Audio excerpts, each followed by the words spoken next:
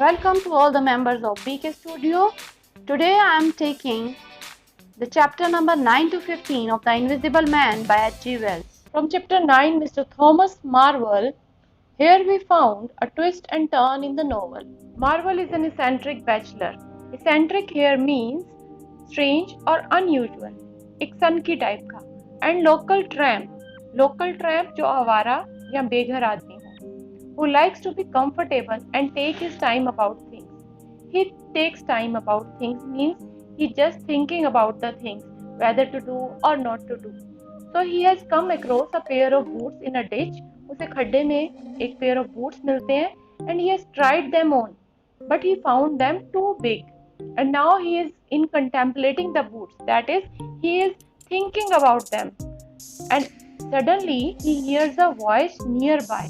उसे एकदम से आवाज सुनाई देती है अपने आसपास. Marvel, he talks about boots with the voice for several minutes before turning to see his visitor and finding no one there. Marvel काफी देर उस वॉइस के साथ अपने शूज के बारे में बात करता रहता है, बट बाद में पाता है कि वहां पर कोई भी नहीं था. First Marvel tells himself that he has had too much to drink, then that his imagination has played some sort of trick on him.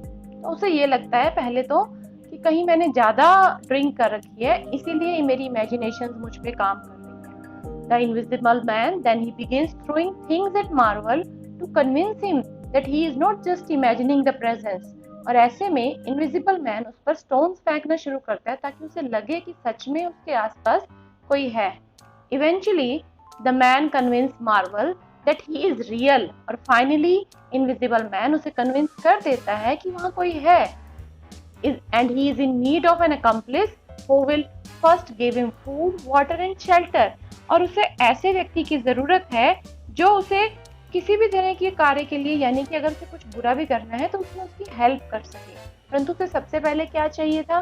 Food, water और शेल्टर. तो दोनों की बात होती है. उसके बाद मार्वल को पता लग जाता है कि वो एक इनविजिबल मैन है और उसके पास बहुत पावर्स हैं. इस डर से मार्वल उसके साथ हेल्प करने में हाँ कर देता है, पर इनविजिबल मैन उसे समझा देता है कि अगर उसने उसको धोखा दिया तो फिर उसके साथ बहुत बुरा होगा. Now in the next scene we saw that Iping has recovered itself from that incident and now they are in the mood of holiday atmosphere is there.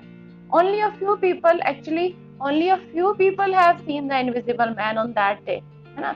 The general population that is soon able to reason him away has some trick of an overactive holiday imagination. और बाकियों ने बस उसको एक किस्सा समझ के भूल गए. Next scene, around 4, Mr. Marvel he enters the town and is observed by Huckster to behave rather strangely.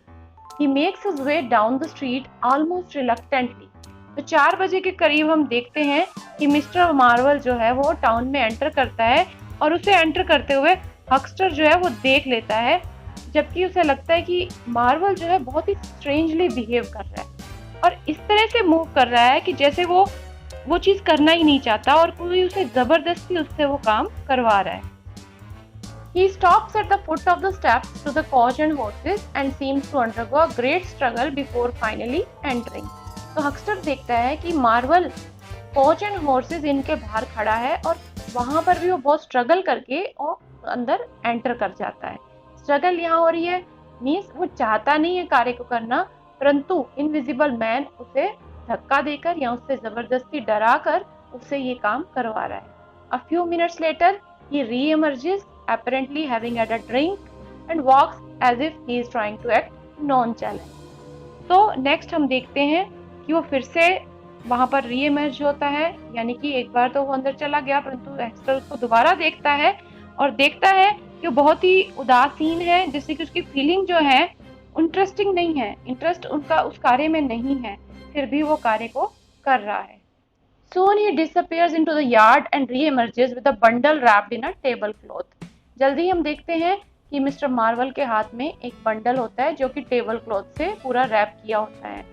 Huckster thinks some robbery has taken place and he tries to follow Marvel when he is tripped in a mysterious fashion and sent sprawling. तो हक्स्टर को क्या लगेगा? एकदम से उसके हाथ में एक बंडल आ जाना कपड़ों का, तो उसे लगा कि इसने जरूर चोरी की है यहाँ से, क्योंकि मार्वल है भी एक ट्रैम्प, आवारा इंसान जिसका कोई घर बार नहीं है, तो वो यहाँ चोरी करने के विचार से आया होगा। परंतु तभी क्या होता है कि हकस्टर को एकदम से कोई धक्का मारता है और वो पूरा का पूरा जमीन पर फैल जाता है। Now come to the chapter number 11 in the coach and horses. The narrator here backtracks to explain what happened inside the coach and horses. इस चैप्टर में आपको दिखाएंगे कि कोच एंड हॉर्सेस के पार्लर रूम में जहां इनविजिबल मैन रहता था, वहां मिस्टर कस एंड बंटिंग क्या कर रहे थे। Both of them they were in the parlor and they were checking the 3 large books that is labeled diary. Diary नाम से 3 बड़ी बुक्स थी जिनको वो चेक कर रहे थे, और ये इन पर जो राइटिंग जो थी वो एक कोड वर्ड में लिखी हुई थी जिसको वो समझ नहीं पा रहे थे। Now in the next scene, suddenly the inn door opens and Mr. Marvel enters. तो इस बैक ट्रैक में सीन में हम देखते हैं कि मिस्टर मार्वल जो है कोच एंड हॉर्सेस इन में गया भी था। वहां पर दे डिसरिगार्ड हिम। मिस्टर कस और बंटिंग ने उसे डिसरिगार्ड किया और फिर से उन किताबों में पढ़ने लग गए, और वो कोशिश कर रहे थे कि इसको पढ़ें, समझें इस लैंग्वेज को, बट वो कोड लैंग्वेज भी थी। अचानक से जैसे ही मिस्टर मार्वल ने दरवाजा खोला था उस पार्लर रूम का, तो इनविजिबल मैन उस रूम में आ चुका था। Unseen force grabs each of them by the neck and begins pounding their head on the table between questions about what they are doing with his things. तो उसी time जब invisible man अंदर था और Marvel को वहां से भेज दिया गया, इनविजिबल मैन ने मिस्टर कस और बंटिंग दोनों की गर्दन को टेबल पर जोर से दे मारा और उनसे पूछा कि तुम मेरी चीजों को क्यों देख रहे हो। The man demands his belongings, saying he wants his book and some clothes. उसने कहा मैं तुम्हें तब छोड़ूंगा जब तुम मेरी सारी चीजें मुझे दे दो। The invisible man loses his temper. जैसा कि हम जानते हैं कि इनविजिबल मैन बहुत ही शॉर्ट टेम्पर्ड है, और इस चैप्टर में वह अपना टेम्पर जो है बहुत ज्यादा लूज कर जाता है। Mister Hall and Teddy Henry they are involved in a discussion behind the hotel bar when they hear a thumb on the parlor door. They hear strange sound as of things being thrown against the door and some bizarre conversation. तो क्योंकि हम जान रहे हैं कि invisible man ने mister कस और bunting को टॉर्चर किया और बाहर रूम से बाहर मिस्टर हॉल और टेडी हेनरी आपस में बातचीत कर रहे थे। उन्हें अजीब सी आवाजें आने लगी जैसे कोई किसी को मार रहा हो, और ऐसी कन्वर्सेशन जिसको वो समझ नहीं पा रहे। Doors open and shut and they see Marvel taking off with Huckster trying to follow him. Suddenly, Huckster he executes a complicated leap in the air. Seconds later, Hall lands on the ground as if he had been attacked by a football player. Suddenly हम देखते हैं कि दरवाजा खुलता है और बंद हो जाता है, परंतु इनविजिबल मैन तो हमें दिखाई नहीं देता, और धीरे मार्वल जो है वो सामान लेके सड़क पर भागने लगता है। हक्स्टर जो है उसका पीछा करता है और इनविजिबल मैन भी उसके पीछे होता है और एक जोर से लात मार के उसे हवा में उड़ा देता है। सेकेंड सीन में हम देखते हैं कि मिस्टर हॉल जो भी उसका पीछा कर रहे होते हैं, वो भी उन्हें भी फुटबॉल प्लेयर की तरह इनविजिबल मैन जो है उन्हें भी हवा में उड़ा देता है। Several other individuals they are also shopped aside और sent sprawling in the streets. बाकी भी काफी इंडिविजुअल्स को जो भी मिस्टर मार्वल के पीछे भागने की कोशिश करते हैं, उसे पकड़ने की कोशिश करते हैं, इनविजिबल मैन उन सबको लगातार मारना शुरू कर देता है। Mr Cuss calls for help telling people that the man has all of the vicar's clothes. Mr Cuss जो है वो हेल्प मांगते हैं और बताते हैं कि इनविजिबल मैन विकार के सभी कपड़े पहनकर जा चुका है। After breaking all the windows in the coach and horses and thrusting a chair through the parlor window of another citizen house, the invisible man disappears from eye-field. तो सारी विंडोज कोच एंड हॉर्सेस की break करके, chairs को thrust करके parlour window से, और इस तरह से वो जो है पूरी तरह से तोड़ फोड़ करके इनविजिबल मैन वहां से गायब हो जाता है। Now come to the chapter number 13. Mr. Marvel he discusses his resignation. Mr. Marvel he propelled by the unrelenting shoulder grip and vocal threats of the invisible man arrives in Bramblehurst. तो mister Marvel सबसे ज्यादा दुखी इंसान है novel के अंदर, और invisible man जो है उसे कभी बोल कर, कभी डांट कर, कभी उसे जो है मार कर, किसी भी तरह से उससे अपना काम करवाता है। Marvel tries to reason his way out of the situation. Marvel जो है किसी भी तरह सिचुएशन से निकलना चाहता है। Invisible man needs a normal person to carry his book and is determined to make use of the fat red faced little man. और इनविजिबल मैन को एक्चुअली उसे चाहिए क्या? एक नॉर्मल आदमी, ताकतवर इंसान जो उसकी हेल्प कर सके। जबकि मार्वल कैसा है? मार्वल तो एक ओल्ड एज मैन है, फैट है, रेड फेस का लिटिल सा मैन है, राइट? तो मार्वल में ऐसी ताकत नहीं है कि वो इनविजिबल मैन के साथ भाग सके या उसकी रक्षा कर सके या उसकी हेल्प कर सके। In chapter number 14 at Port Stew, we find that Marvel arrives in Port Stew now. Marvel और Invisible Man Port Stew नामक जगह पर हैं, and he is just resting on a bench outside of a town. He has the books with him. उसके पास books हैं. Bundle of clothes जो है वो उन्होंने जंगल में छुपा के रख दिया है. As he sits there, an elderly mariner, एक बड़ी उम्र का mariner जो है वो carrying a newspaper पढ़ता हुआ वहाँ आकर बैठ जाता है. Citing the paper, the mariner brings up the topic of an invisible man. Newspaper के अंदर इनविजिबल मैन की खबरें आ चुकी हैं, तो वो उनके बारे में बात करना शुरू कर देता है। According to the newspaper, the man afflicted injuries on the constable at IP, and certain evidence indicates that he took the road to Port Stew. अब न्यूज़पेपर में क्या लिखा गया कि उसने कांस्टेबल को इनविजिबल मैन ने उसको जो है इंजर्ड किया है, और अब कुछ ऐसे एविडेंस पता लग रहे हैं जिससे ये पता लगता है कि वो पोर्ट स्ट्यू की तरफ चला गया है। The mariner ponders the strange thing such a man might be able to do trespass, rob or even slip through a cordon of policemen.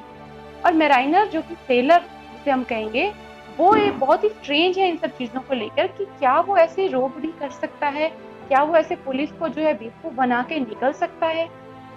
Marvel begins to confide in the mariner, saying he knows something about this invisible man.